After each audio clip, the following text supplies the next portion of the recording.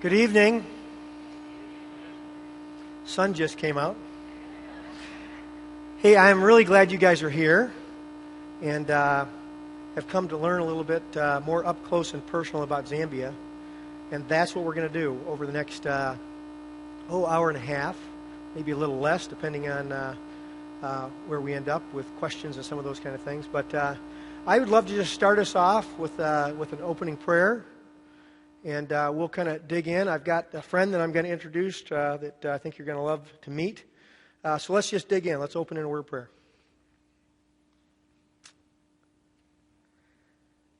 Thank you, Lord Jesus, for 2,608 kids that families from NorthRidge Church made an investment in. And Lord, we each of us now know their names. I know Christine, my little gal.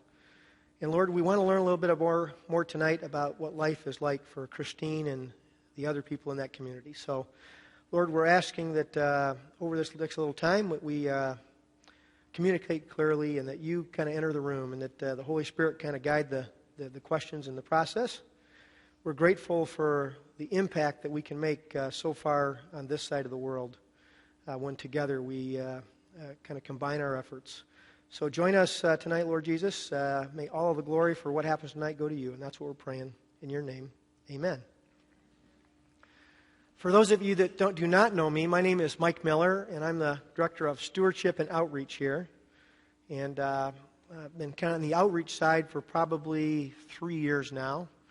And as a result of that, we're talking Zambia. I've been a lot of places around the world over the last couple of years, and I've been to Zambia twice.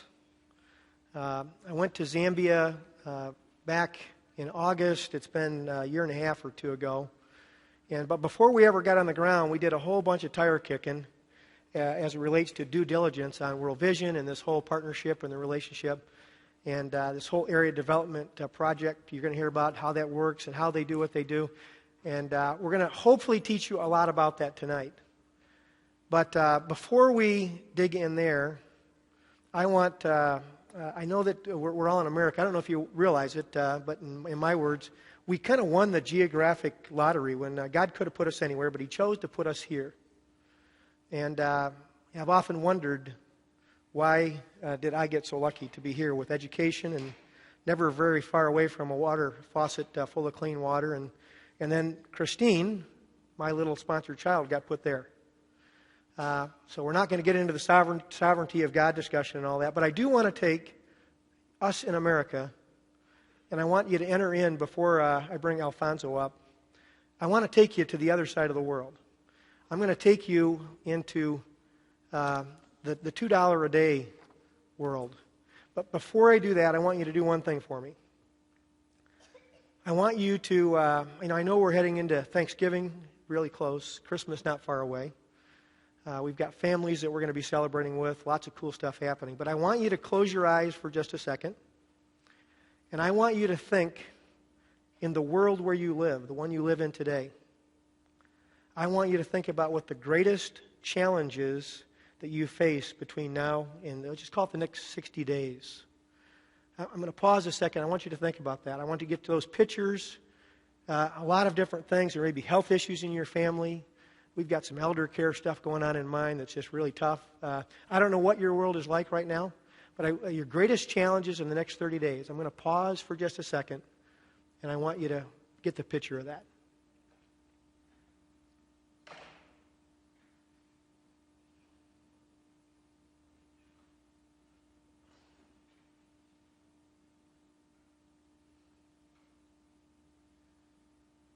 Okay.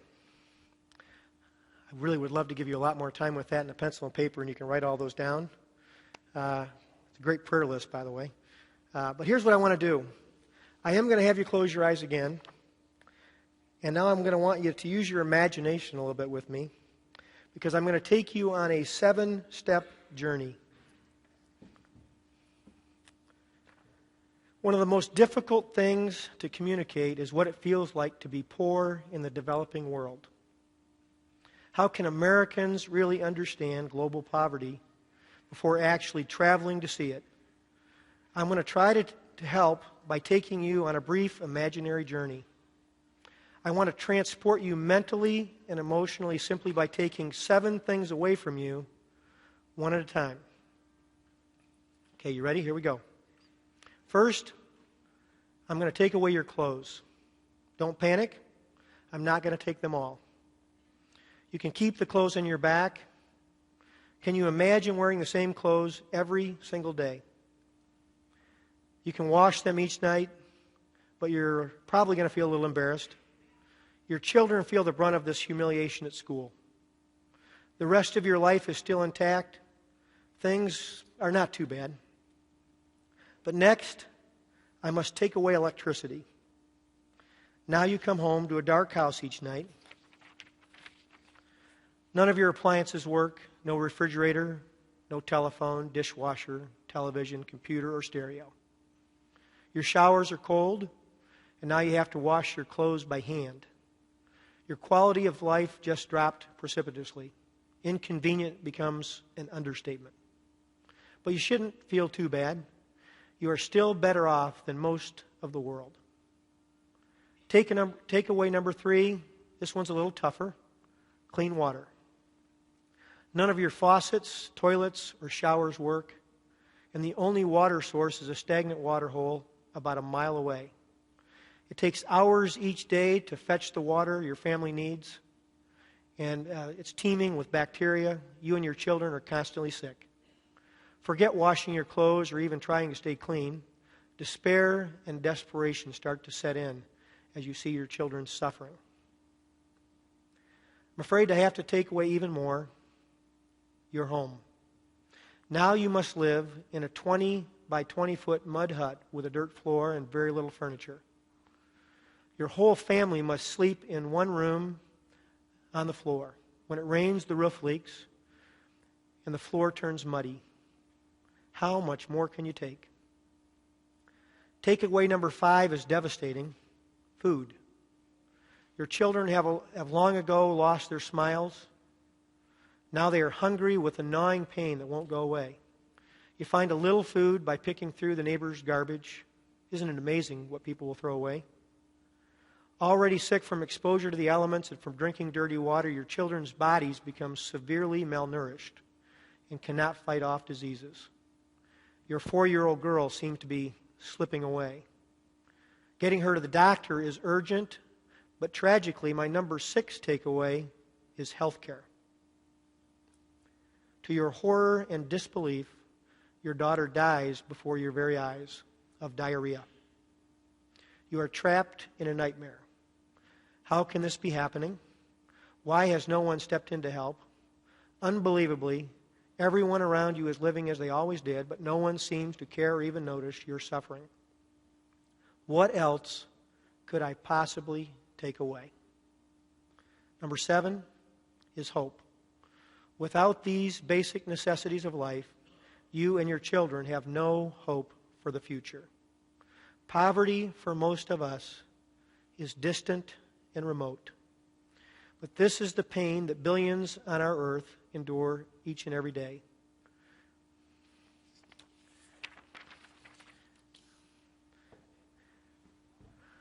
The reality is that that's a pretty tough thing to kind of have to enter into, and we should be very grateful that we don't have to go there. Now, to start us off on that note, I want to tell you this. The 2,608 kids that we sponsored, it's not like that for all of them. There are some that it clearly is, but there's some levels, and we're going to learn a little bit more about that. So to do that, now that we're kind of set and we're going to begin to kind of enter into their world a little bit, I want you with, we've got a native Zambian by the name of Alfonso who is on World Vision staff that is with us. And NorthRidge Church, do me a favor and welcome him with a great big NorthRidge welcome. Alfonso, come on up.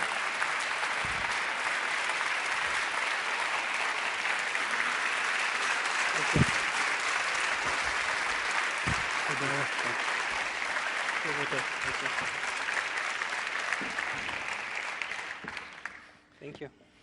Alfonso got into the United States on October 31st. He is on World Vision staff as what's called, his title is a donor liaison. And so I'm going to ask, we're just going to it's going to be a little bit of give and take back and forth. We've got a little method to the madness, but we're going to kind of let this kind of happen as it goes. And so I would love to start with, I want you to tell them about, first of all, tell them about your immediate family. Who are you? Who is your family? Okay. I may be messing up the pictures as they go, but we'll see how I did that. Thank you very much. First of all, I bring you greetings from Zambia. World Vision Zambia, as an office of World Vision International, we are very excited about this partnership that we have with you, especially the impact that it's going to have in Moyo and Hamaundu. So it's a privilege for me to be here. Yeah, I'm married to Marjorie, and we have two very beautiful girls.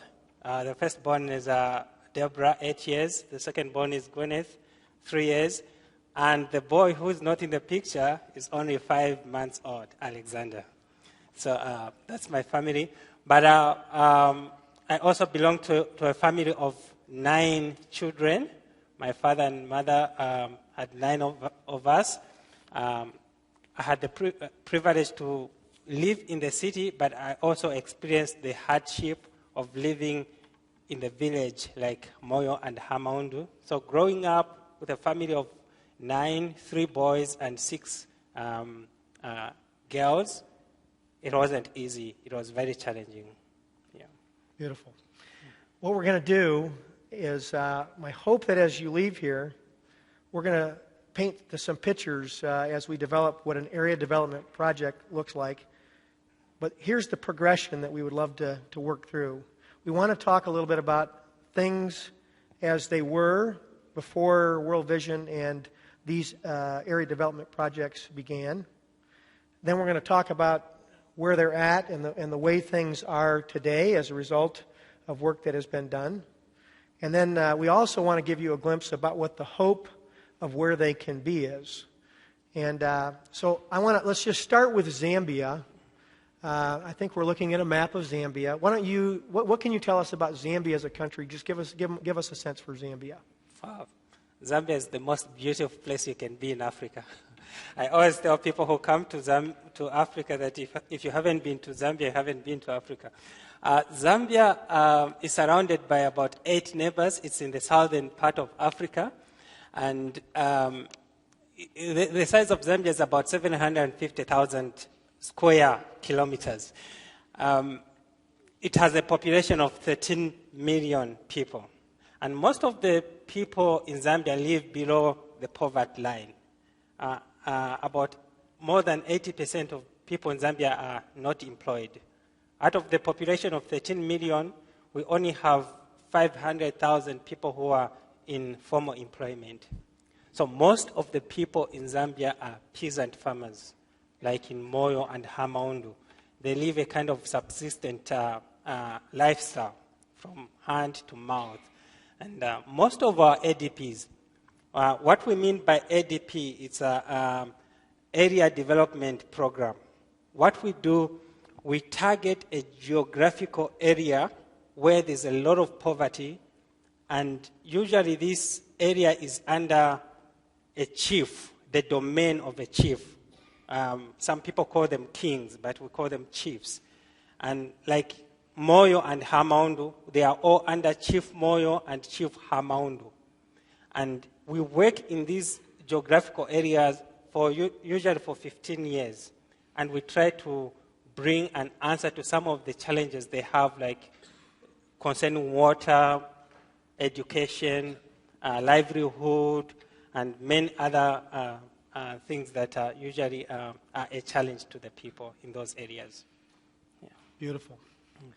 The area development model, there are 6 key components to it, and we're going to work through each one of those. I'm going to tell you what they are. We're going to talk about water, education, food security, economic development, healthcare, and then churches. Yeah. And we're going to kind of hit on each one of those as we go. And in the process of doing that, all of those are when they talk about developing a community, all of those, there's a strategy around and how you do it. And we're going to kind of unwrap those a little bit. But we have to start with water. Yeah. Because without water, none of the rest of it really amounts to much. And so much of the impact when you talk about education or when you talk about malnutrition and all of those, it really comes back to if you've got dirty water, that's a problem. So I know one of the things we had a couple, some of you are here. We had 228 people from NorthRidge that made it to the start line, and I think 226 made it uninjured to the finish line, and they raised about $550,000 for water that we were able to target back into Moyo and Hamandu. We would love a little sense for what's happening with water, what kind of progress is being made, and the impact that water has and what we've been able to help do there. Thank you. First of all, allow me to just express our gratitude as World Vision Zambia for really doing that for us. The marathon that you participated in and the money that was raised, it will go a long, long way. Moyo and Hamandu is situated in the southern part of Zambia, and that area is prone to droughts. Sometimes there's no rain, and water is a challenge. But not only that, you've been to Moyo and Hamandu, you've seen the terrain. It's hilly. There are a lot of hills. And usually the water source is like at the bottom of the hill. So people have to go down and, carry big buckets of water up the hill. And the women and children have to do that several times in a day. So you can imagine the hardships people go through. But also the water is dirty. And as a result of that, people were dying of diarrhea. When the team from here came, we visited some of the households that lost children because of drinking dirty water. But the picture is changing, and thanks because of your sponsorship, the children that you've sponsored, we are able to bring water, clean water, to the communities. We are so excited about what took place recently in one of the villages called Mudenda Village. This village has got a population of about 650 people. And they only had one well, which we dug for them. And it was always a challenge to queue up and get water from that well. So what we did through the sponsorship fund, we were able to put solar panels and pump that water from the well to the reservoir on a hill. And from the hill, we distributed the water in the village. So we have about 25 water points where children can just open a faucet and water comes out. And that's a miracle. When I was growing up in the village, we never saw that. So for children, that's a miracle. But it also gives them time to go to school.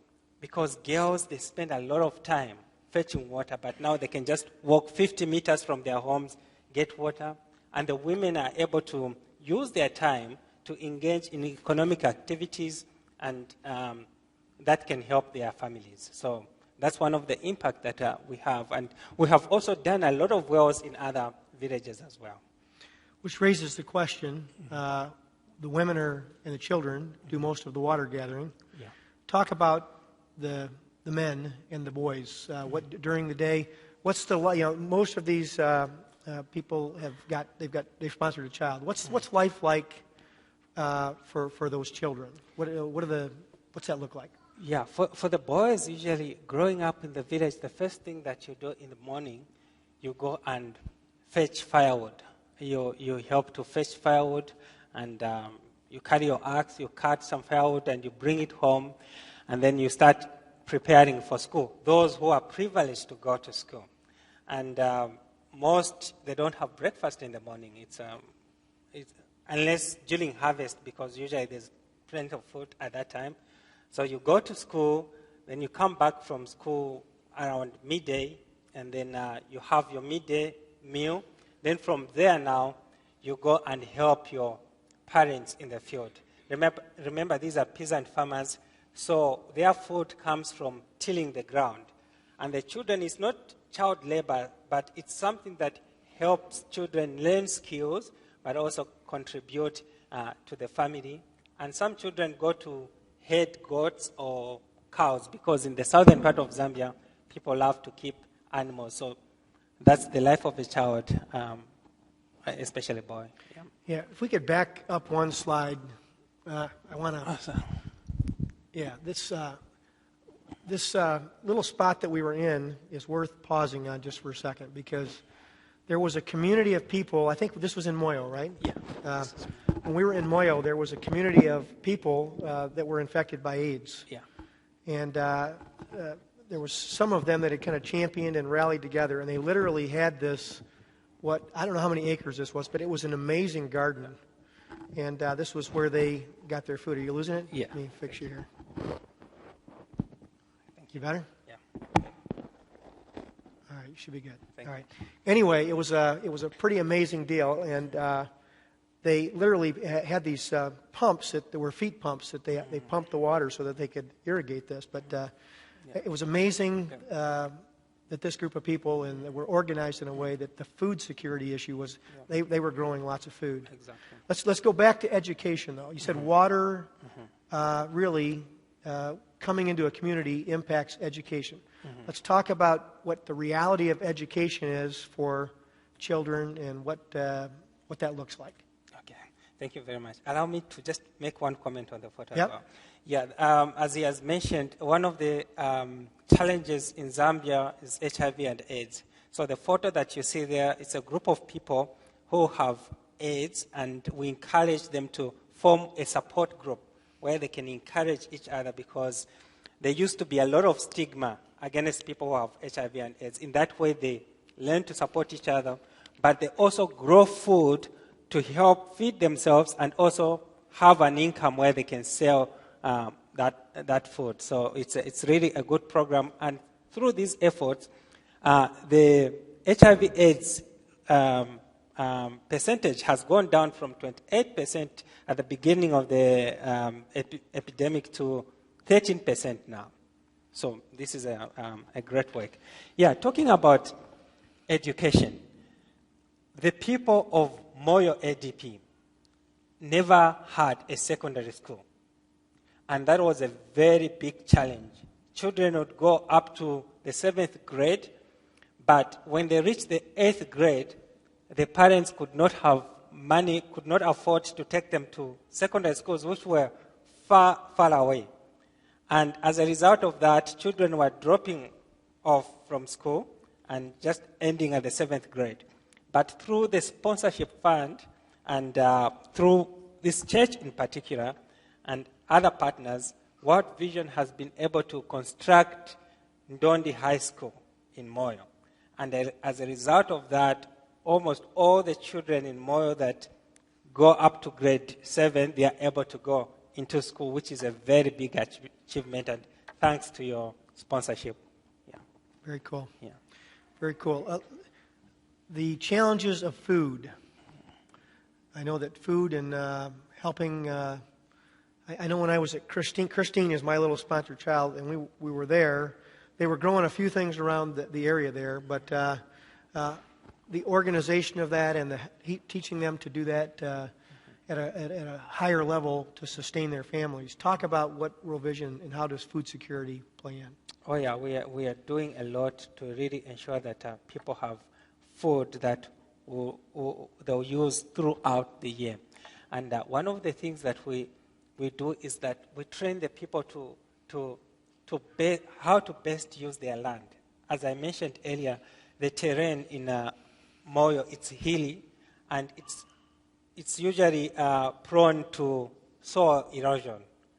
So we teach them how they can best use their land so that they can conserve the land for years to come.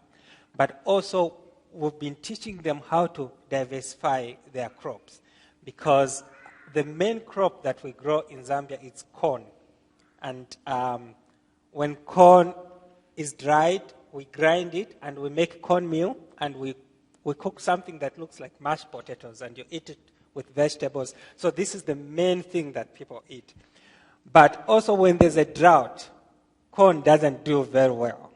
So as a result, there's usually hunger.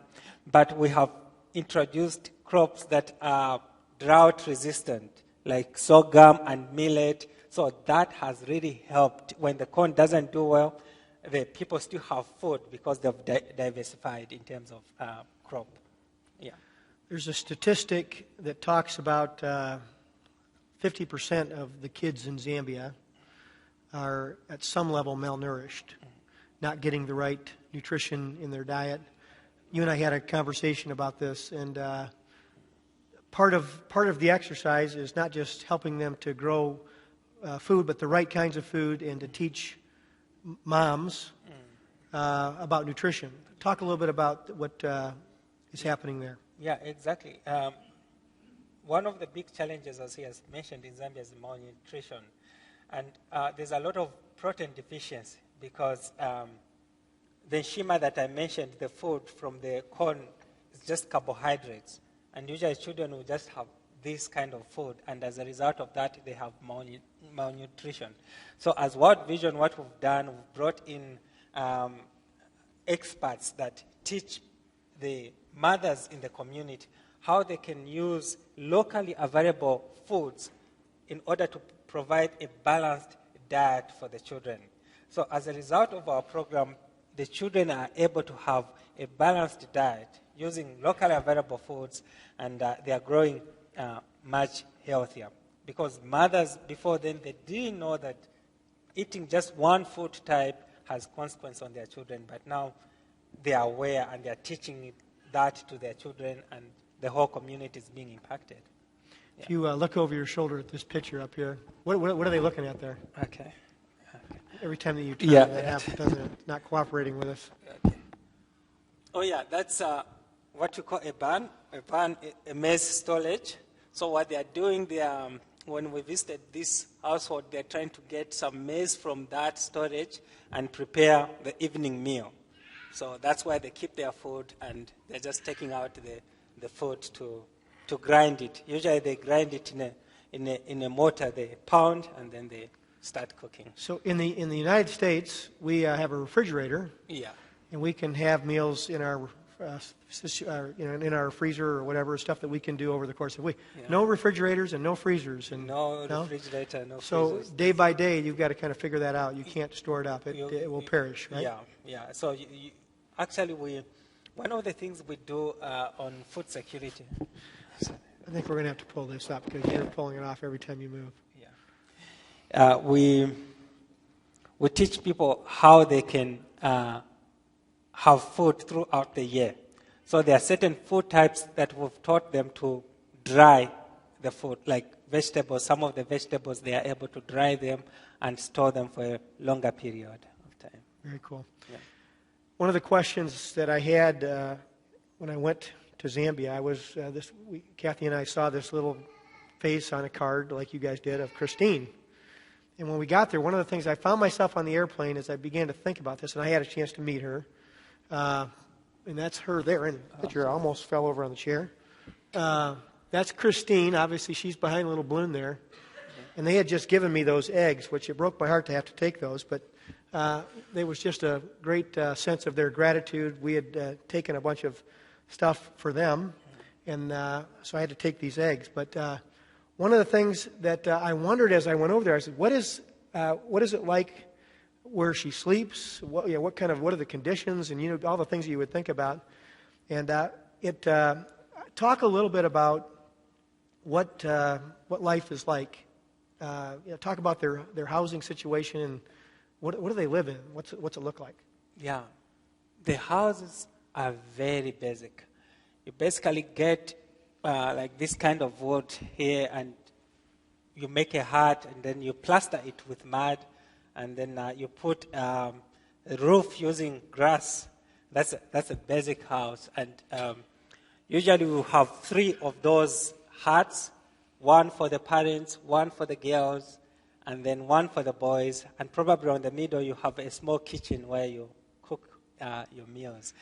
And basically children just sleep on the floor. To have a mattress is a luxury. You just sleep on the floor. And even blankets is a luxury to have blankets. And in places like Moyo, sometimes it really gets cold by Zambian standards in winter, which really becomes a challenge. And for the roof, you have to replace it every year, and yeah, so it's a very basic houses. Yeah. Very cool. You talked about when they sleep on the floor, they yeah, colds and The floor is not. There's no concrete on the floor. There's a lot of dust, and I'm sure when you are taking the statistics at the health center, one of the things they mentioned was children, they cough a lot. They have that a lot. If you go to a village in Moyo, you'll find that most of the children will be coughing because of the dust on the floor and because of the cord on the floor. So that's one of the challenges that we face. Which brings us to the question of health care.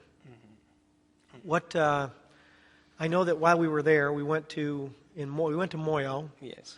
And the clinic that I think you're seeing some little glimpses of was, for what you and I would see, it didn't appear that it didn't have anything over the windows. There was the mattresses didn't have any blankets on them. There was no medicine, or very little medicine, I should say. Yeah. But there was no electricity, and there was one nurse.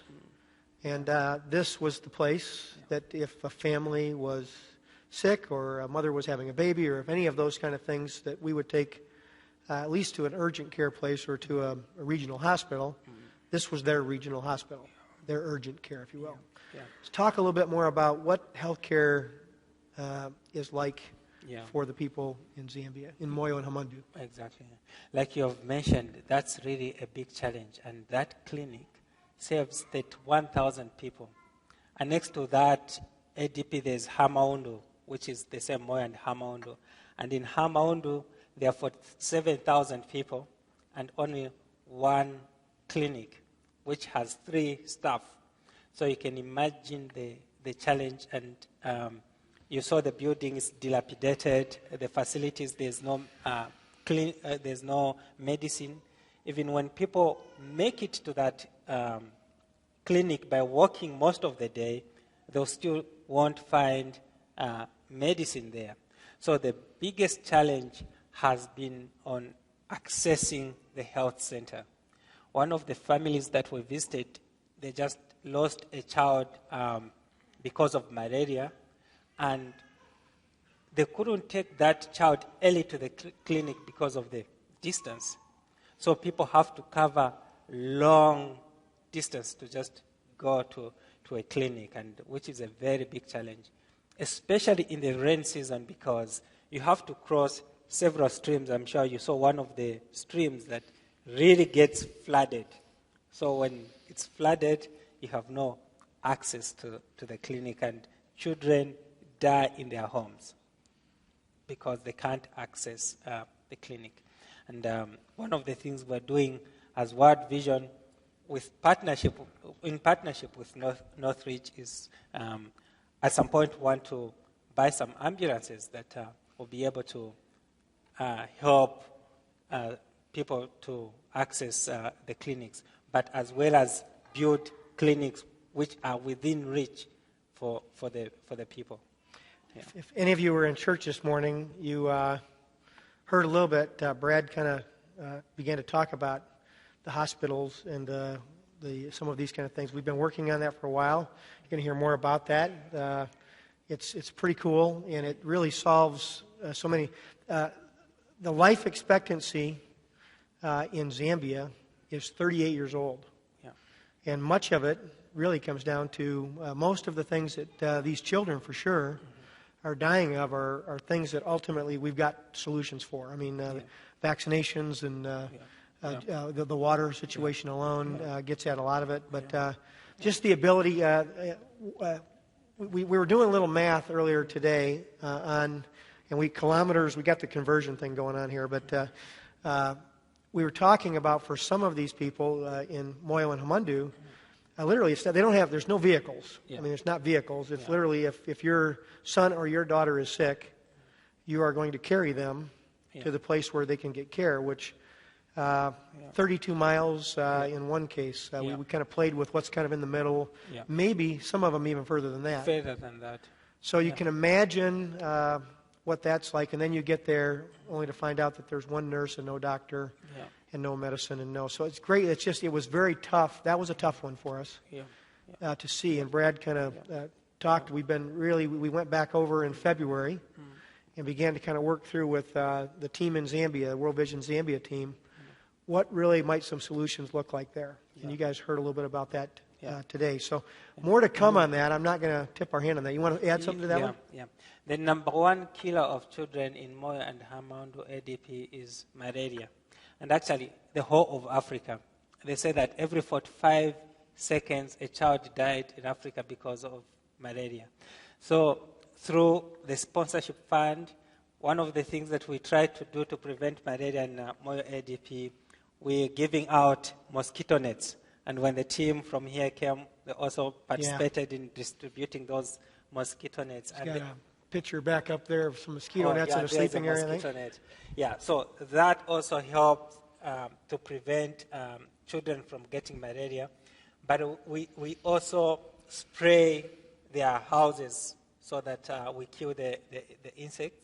And we also carry out education campaign because when we are helping in the ADP, there's what we call the hardware and the software. The hardware is easy. The hardware is when you provide mosquitoes or you dig a well. But the software is changing the people's mindset.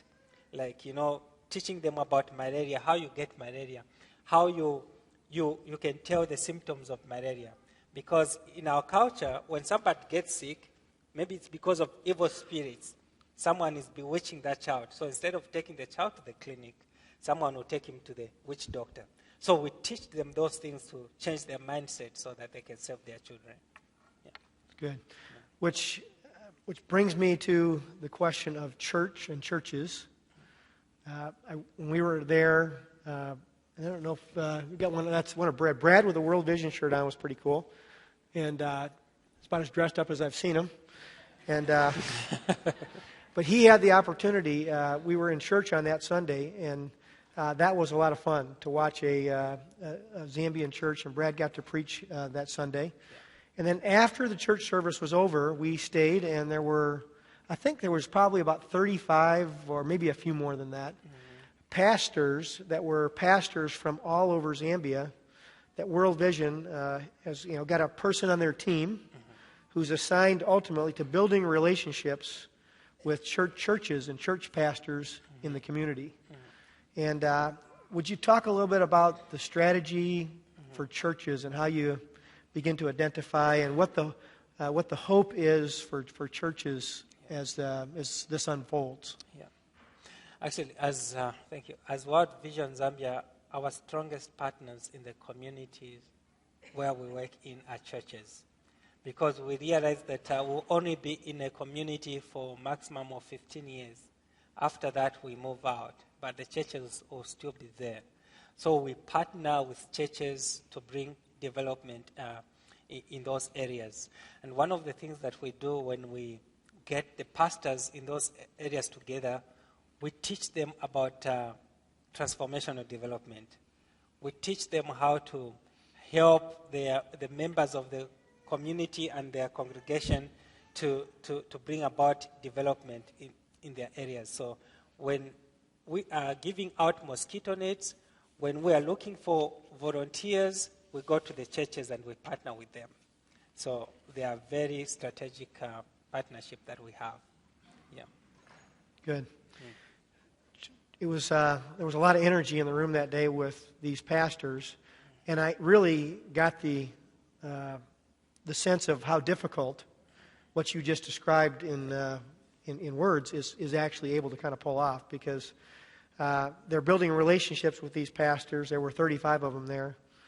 But you can imagine the challenges, just because some of them are right on teaching biblical principles, and some of them are kind of a mix of this and that. And so World Vision's having to kind of go through and figure out which ones can be trusted, ultimately, because as World Vision finds pastors that they can partner with, they want to begin to pass the development in where they can raise the influence of that pastor. Well, you want to do that in the right places. And so training pastors is a big part of it. When we were back in February, we spent a fair amount of time talking about that and how we as a church might be able to kind of help even in the development of the relationships and the training of pastors. Yeah. So more to be determined on that one, but that is no small Yeah. challenge all its own. But Yeah. I love the perspective of we go and they stay. Yeah.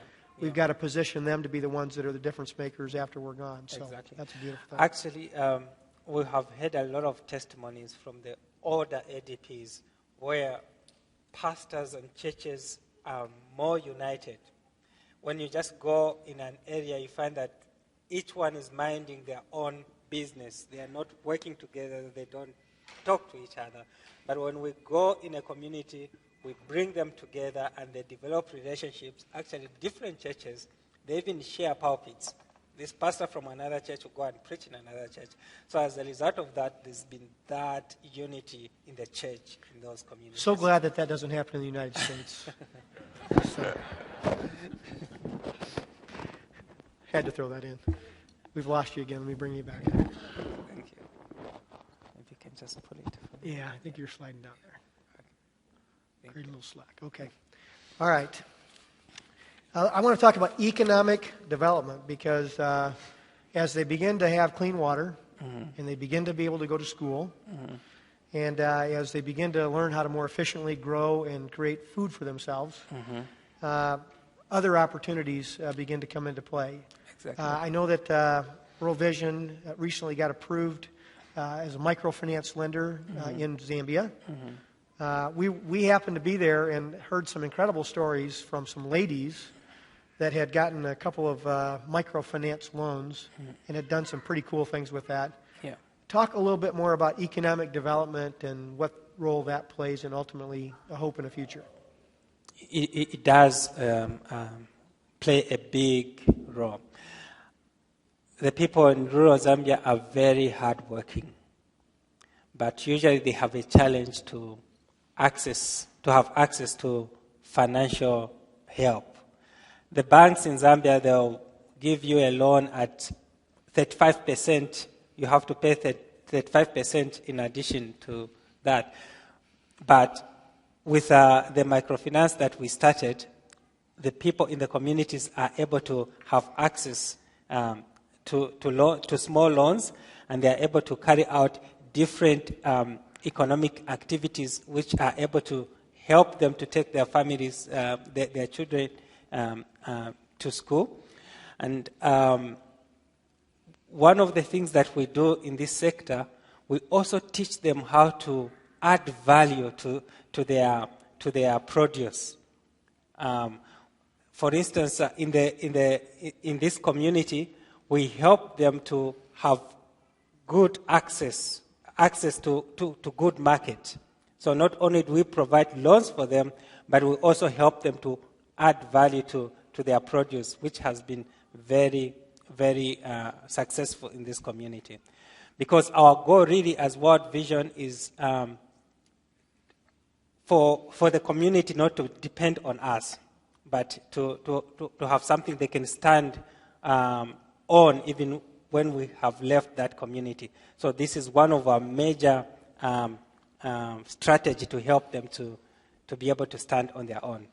Yeah, we've had a lot of testimonies of people that could not take children to school, but because of the businesses, the small businesses they're able to take them to school, and they're able to help other members of their families. So it's one of the sectors that is doing very well. Very cool. Yeah. These pictures that you have seen behind me of these ladies, I'm going to tell you a little bit about them. And tell me the name of that place again. The place is called Chikumbuso. Chikumbuso means in memory. Can I go further? Yep. Yeah. So this is a place where widows gather together to support each other and to see how they can help their children, the orphans. These are widows who have lost their husband because of HIV and AIDS. So what they do, they make beautiful, you can see those bags, they make them from plastics. You know, when you go to a shop, they give you those plastics. Then they use those plastics to make those bags and different things. And then they use that money to now support each other and also their families. In Zambia, if you're a widow with 6 or more children, I tell you, it's really hard to take care of the children. It's really hard. So this place is a place of hope. It's really a place of hope. Chikumbuso means to remember their departed husbands, but also to remember other women who are in similar position. Yeah. We went to this is not a World Vision place at all. This was a place that one of the World Vision staff members, his wife was a big part of kind of helping these ladies kind of rally together. And we went the first time and it kind of went out of the way the second time to go back here. And we bought bracelets and some of these things. But literally they will take a Myers shopping bag like you and I would see that we carry our groceries in. And they wind them up into these things and then weave these baskets and they're absolutely beautiful. And I was talking to Laura Wesson. Some of you have met her. She's the World Vision person in Michigan here. And I was saying, hey, we're doing this Zambia up close and personal. What are the chances that we could get some of the bracelets? I didn't know they were coming until... I'm glad that you didn't get arrested for bringing them across the border, any kind of tariff rules or anything we broke. I don't know. Hopefully, Lord, forgive us on that. But I found out today that he had gotten those across customs and nobody challenged them. I declared them, so they were asking me. Oh, did you declare them? Yeah, I did. Well, see, we got no issues then. I'm good. I'm feeling fine. Anyway, because I feel bad about that if you've gone to jail for us. But anyway, we had kind of planted that seed. I didn't know that seed was going to grow into something. It did. Yeah. And some of you have already seen on that table back there, all of those bracelets were made by these ladies. And it really is an amazing thing. And so all of the money that goes from these literally is how they take care of these orphans and these kids. And so those are going to be back there. It's Christmas time. Fill stockings. They're really beautiful. And if you've got people you want to buy for, literally it is all going back. We're going to bundle it all up and send it right back to them. And they don't get a shopping audience like this ever. So it was a pretty cool thing that it's happened that way. And we're very, very excited about that. Do you have a question? We're going to do questions in a little bit. So hold them for right now. What's that? Oh, you want the plastic bags. They're beautiful. And, we may have to work on that. You guys want the bags? I understand. Oh, okay. All right. Why didn't you bring the bags? Thank you for that. We'll find a way to send the bags to you. That'll be great. Whatever you guys don't buy tonight, we may have to put in the bookstore. But I'm hoping you guys are getting first shot at those things back there. So that's a pretty cool thing. So anyway, when we talk about economic development, those are the kind of things that are difference makers for these people over there. So we have a chance to do something tonight with that. So you want to add anything to that? Are we done with that? Okay. I want to move into, if I were to give you a summary picture, we worked through water and education and housing and economic development, healthcare and churches and how all that gets integrated together. The best picture I saw of that, because each of our, Moyo and Hamundu are at different stages. Moyo's, 3 years? Yeah. 3 years into a 12 to 15 year run. And Hamundu a year and a half maybe. Yeah. Along the way. So when we were in Moyo, you've gotten a little sense of the terrain as best you can. We were in four-wheel drive vehicles. That was necessary. And the water thing really brought it home to me. I didn't really get it up until then. And we sat in the back of the van. And I don't know if you guys were with me. I guarantee you had done this too. We do American math, right? We're like, well, how many people are in a Moyo? Well, there's 35,000 people. Well, the government of Zambia has a rule, and I think the government of Zambia said for every 200 people, there ought to be a borehole. Yeah. Now, it's nowhere near that now. Yeah. It's not even close. Yeah. World Vision says you need one for every 25 or so people. Mm-hmm. It's a different number because 200, they still got to walk a long ways. They still didn't get to go to school.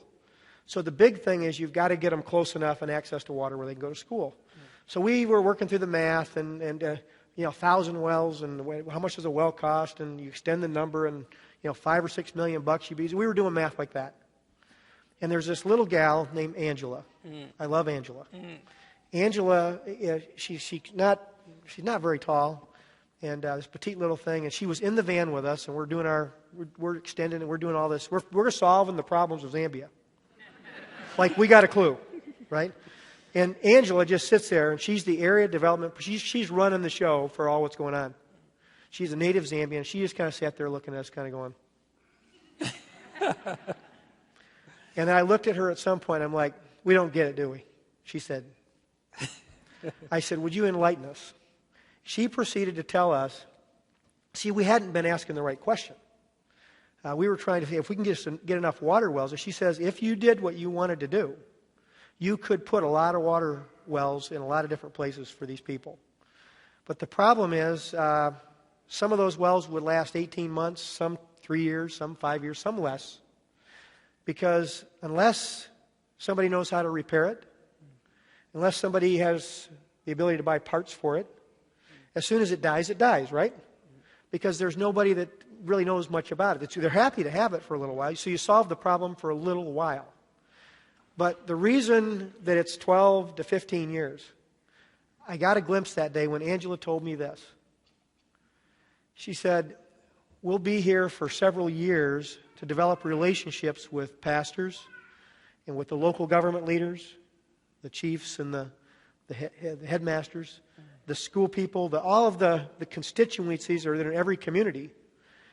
Because, see, if you go in and try to do stuff without all of them involved, you don't really get anywhere. So much time in the early stages of the development is just building the relationships. And then when it came to water, she says, in a community, we decide there's this community, and we'll have a list of criteria, because we know they want water. And they'll say, hey, we're going to have 3 people from your community that are going to be trained to repair. Everybody's going to have to ante up so much every month for when the parts break, and we need parts. And they bring the bricks and the sand, and everybody's involved in the exercise. And then can you imagine how much the homeowners meeting is when they decide where they're going to put it? Yeah. You guys have been in those meetings, haven't you? Yeah. Okay. I want it here, and of course you want it over there, and we finally have to decide. And but until everybody's on the same page, nothing happens.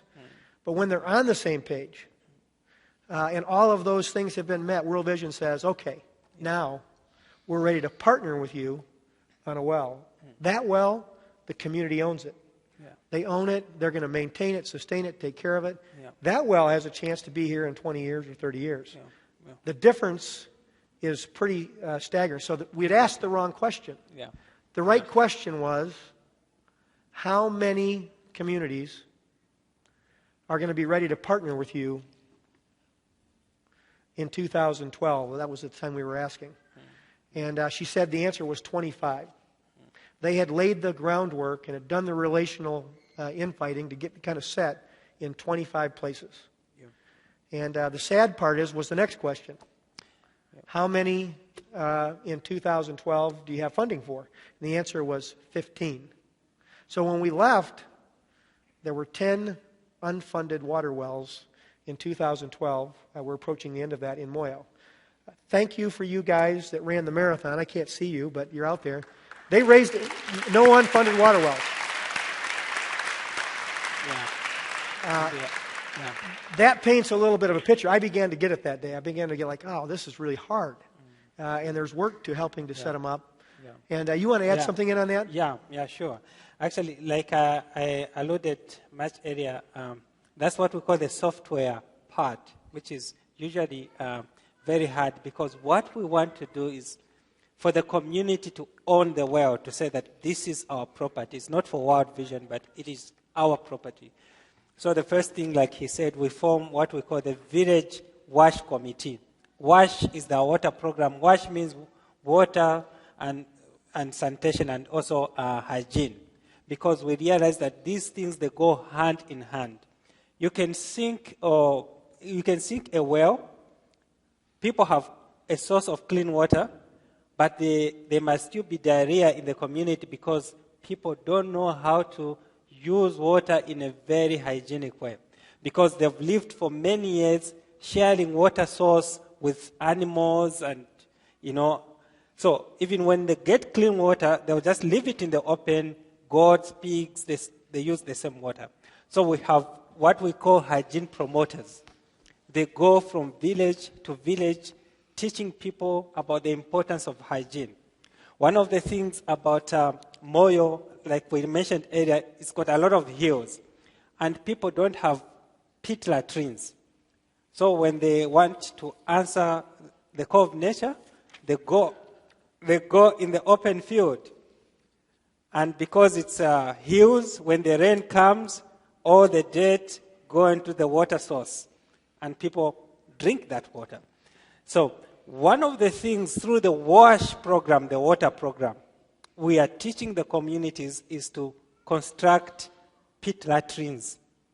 And so far, through your help in the program, we have constructed over 3,000 pit latrines.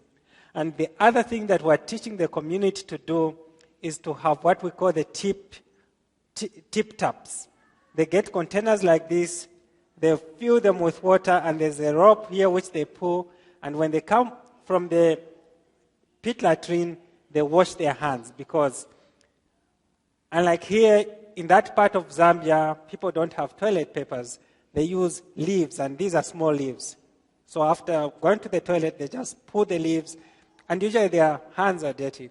So we have a lot of villages. If you drive around the community, you see the tip taps. Now people have learned to wash their hands. They have clean water, but their hands are clean. They know how to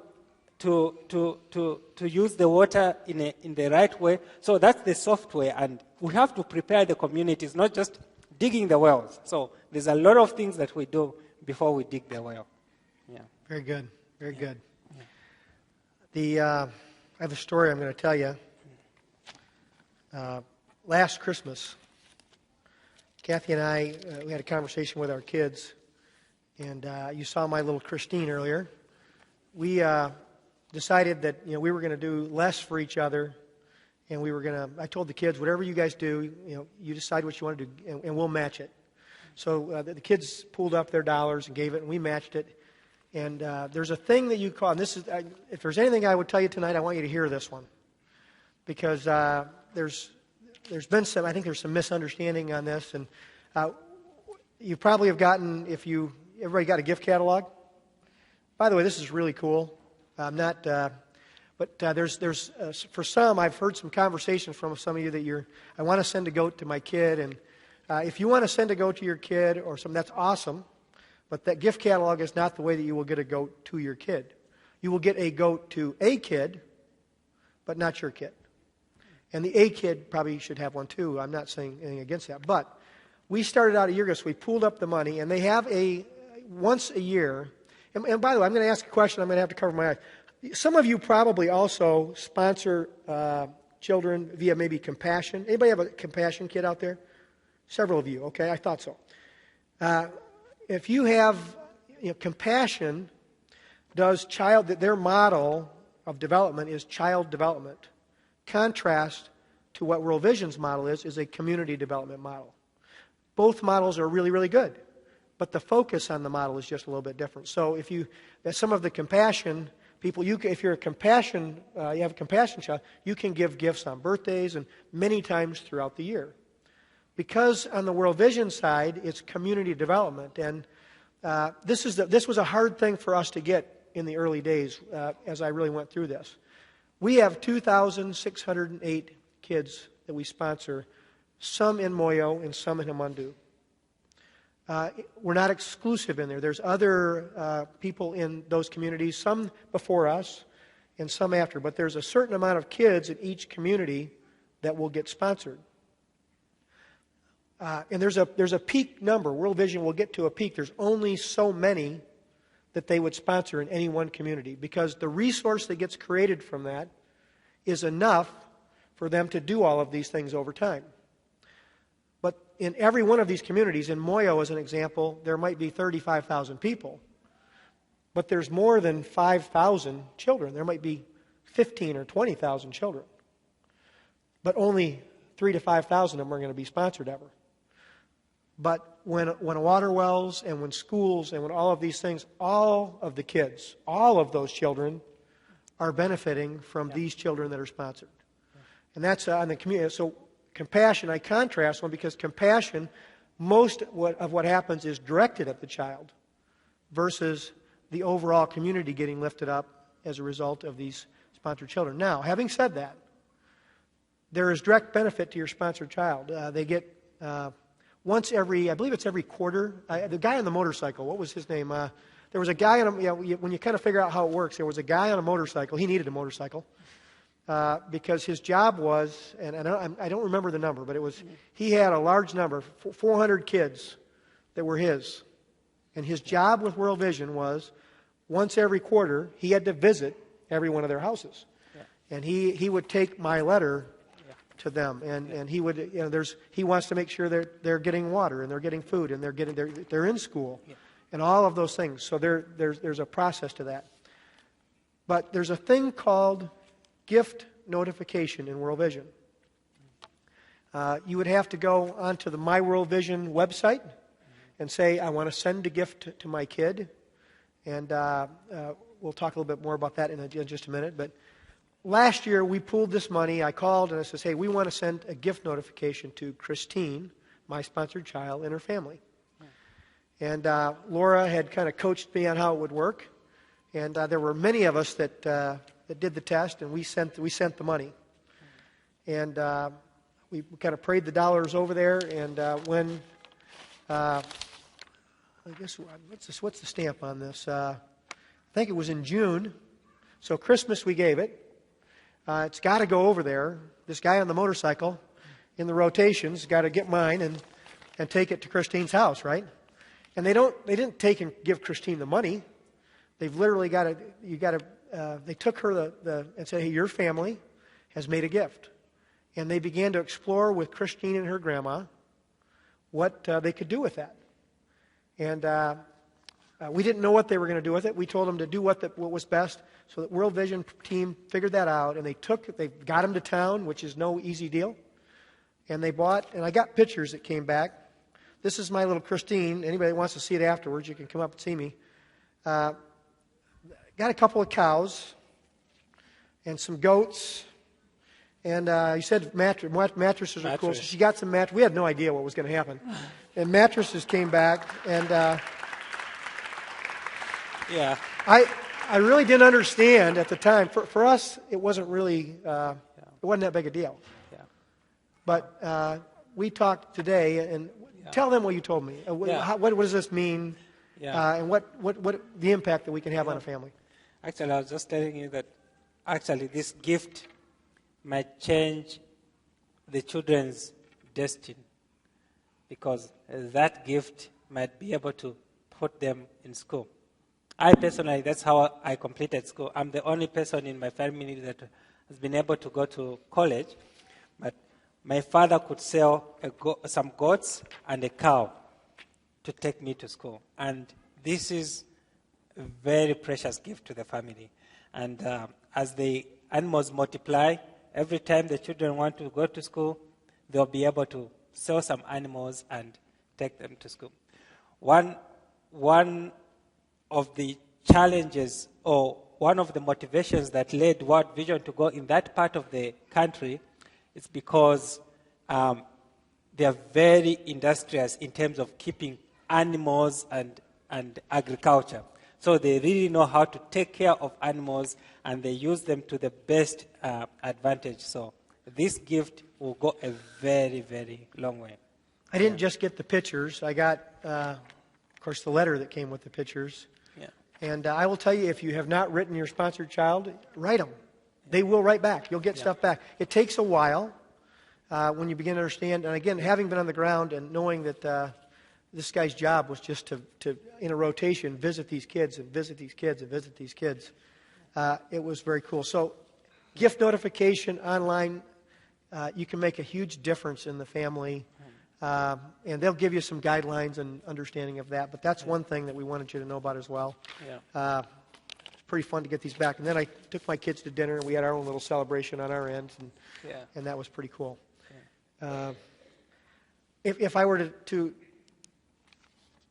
kind of sum this all up, I would do it, and I would use two words. because the goal at the end of the day is that they would become sustainable. World Vision, my hope is that, I love that you're there, but I hope that you go soon. Mm-hmm. And I hope that you go, though, because they are now able to handle, they've got clean water, and food security is not an issue. And they're in school, they're being educated. And so when we begin to think about what it looks like at the end, and we had the opportunity while we were there to see a community that World Vision had been in for some time. And the difference between Moyo and Hamundu and where these people were was dramatic. So, when you think about, unfortunately, it takes time to get there. So, sustainable becomes the order of the day. Can we build something? Not that we put a well there and it's there for 18 months, but we build a well and it's there for 20 or 30 years. That's the ADP model. And the goal of it, and it's really, really hard, and I see that, and I'm so grateful that you guys are doing it that way and are willing to be doing that, for sure. That's the one word. Yeah. The second word that I think very clearly sums it up is the word transformation.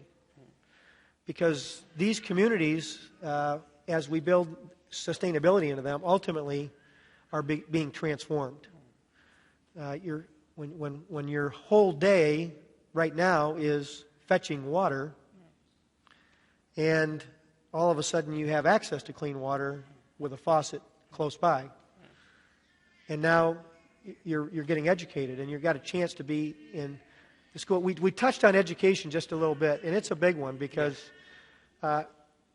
their high school would be equivalent to what our colleges would be like. Because of the lack of transportation, I know that we in America went uphill both ways in the snow, really deep, and all that stuff, right? They got a lot on us when it comes to that. And if you had to walk 30 miles to school and come back home every day, it doesn't work. You can't do it. So you've got to, if you're going to school at that level, you've got to go where you can stay and be fed, and the teachers have to stay, and so they're like small colleges from 8th grade on. And most of them just don't have access. It costs more to do that. Exactly. And so this school that is in Moyo now that we had a chance to help make happen, it's just a really big deal. Yeah. And I'm looking at that clock knowing that we've got... Now, I know that you guys, many of you submitted questions. Okay. You have something you want to add? Yeah, just one more thing. I see you teaming there. Yeah, exactly. This partnership that we have with you, NorthRidge Church, it's opening up a lot of opportunities for the community there. Because the government heard that because of this partnership, we want to build some clinics and hospitals around the area. They've also promised that they'll also build a road and bring electricity to the area. So you can imagine once they build the... Yeah.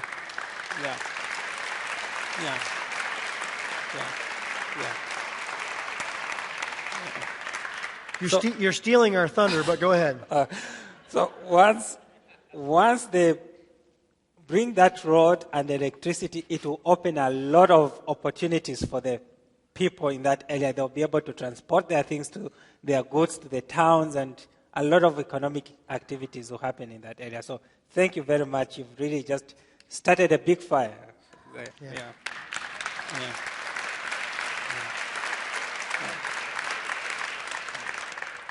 In February, we sat in a room with, there probably were 15 people, all people that are in the operational and development phases of what happens on the ground in Zambia. And Brad and I and one other one were part of that meeting. And I kind of had fun with it today because you were telling me that all of a sudden you're finding a church that's kind of challenging that team in new ways. Made me kind of laugh because you want to talk about that a little bit? Oh, yeah. I was telling him earlier on that the partnership that we have with this church is also provoking us as an office to think in different ways, because during their visit, they really asked a lot of questions that help us in terms of bettering the way that we bring development to the community. So everyone talked about that visit. Very challenging, and challenging questions, and you opened our eyes to see things that we could not see before. Yeah. There were a lot of questions that were submitted. Yeah. We wrapped them in, and over the course of what we just did, we tried to answer many, many of those questions. I think we've answered most of them. I want you to know about a team of people at NorthRidge. A couple of them are here. I want them to Tom, stand up right here. Bernie, where are you? Where's Bernie? Where? Oh, he's back there. That's Bernie back there, and this is Tom. Give them a hand, first of all.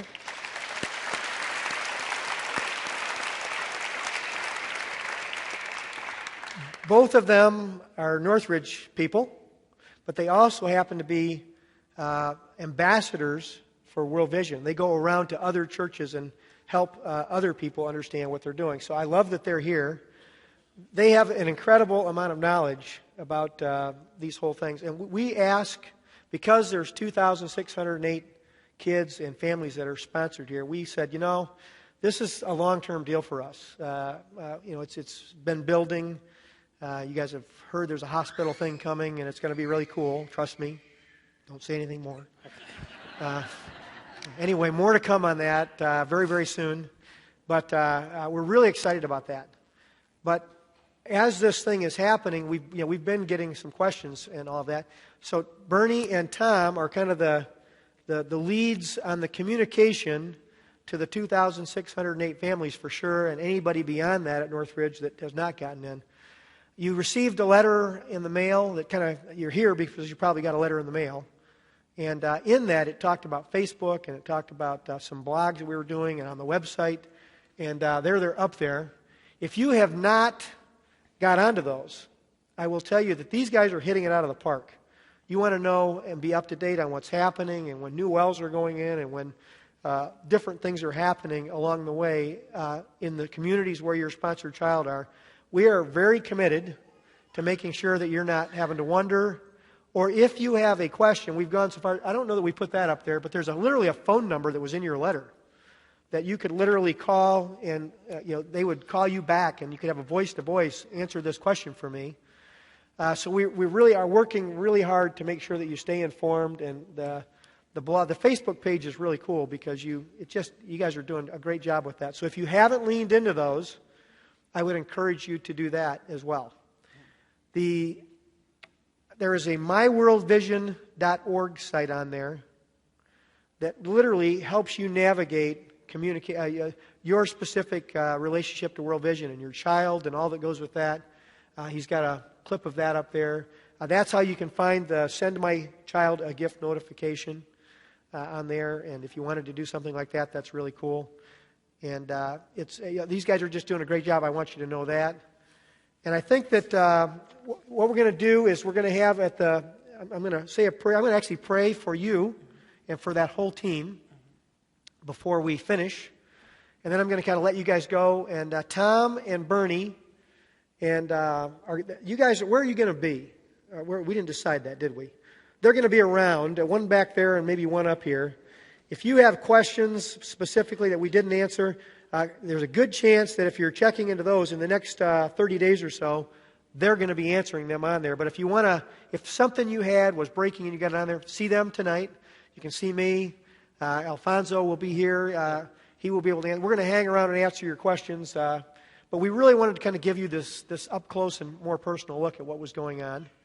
And are grateful that you came tonight to do that. The other thing, the ladies are back there, and they told me they were going to sell those things out tonight. They're committed to it. So think Christmas stockings and all those things. Know where those are going. That's really cool.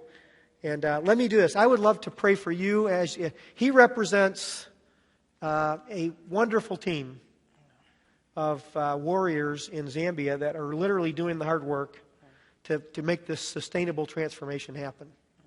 And so I would, as their representative, we're so grateful that you came here to share with us personally. And I would love to pray for you and for them and for all of our sponsored children and what God could do with it. Is that okay? Thank you. All right. Thank you. Let's join him in prayer.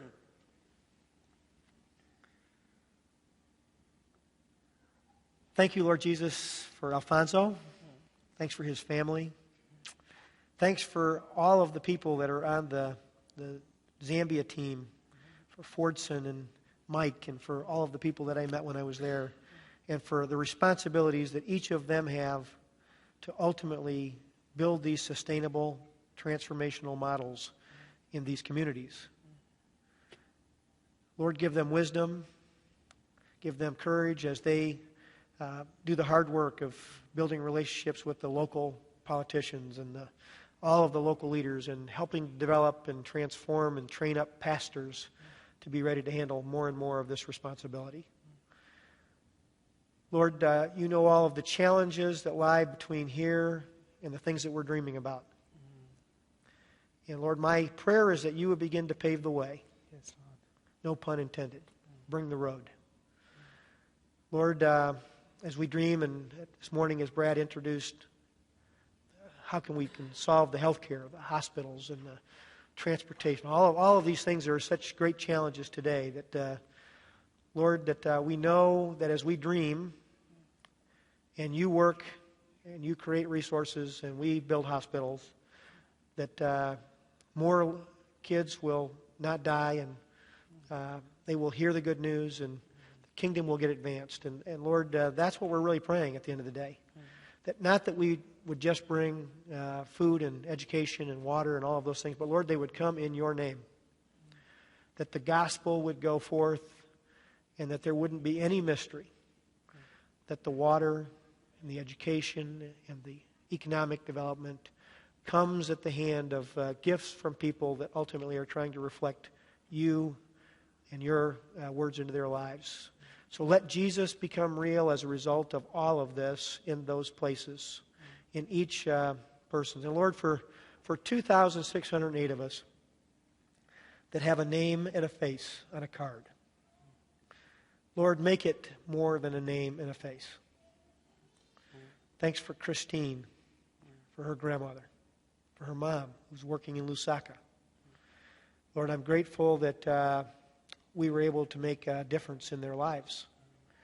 And Lord, I would ask that somehow, some way, that in the midst of over the next 90 days, that more and more of us can reach out and begin to write letters and to connect, and that it would be personal.